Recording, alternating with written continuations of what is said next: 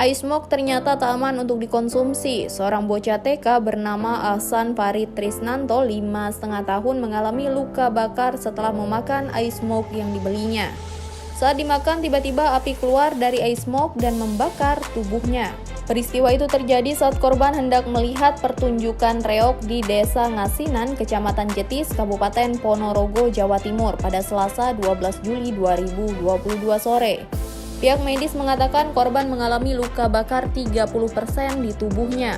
Diagnosis dari UGD kombosio grade 2 30% atau luka bakar persentase kurang lebih 30%, ujar Kabid Pelayanan Medis RSU Muslimat Dr. Siti Nurrohma pada Rabu 13 Juli 2022. Menurut Siti, saat dibawa ke UGD kondisi korban sadar namun menangis karena kesakitan.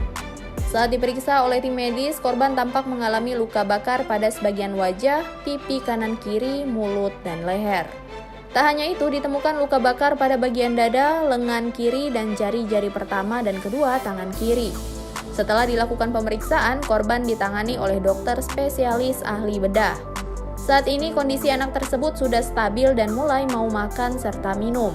Diberitakan sebelumnya, seorang bocah 5,5 tahun berinisial AFT, warga Desa Bajang, Kecamatan Balong, Kabupaten Ponorogo, Jawa Timur, mengalami luka bakar usai membeli jajanan ice smoke atau es yang mengeluarkan asap lantaran diberi nitrogen cair.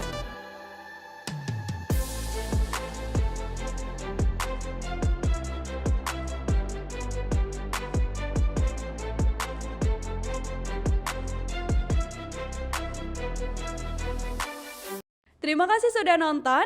Jangan lupa like, subscribe, dan share ya.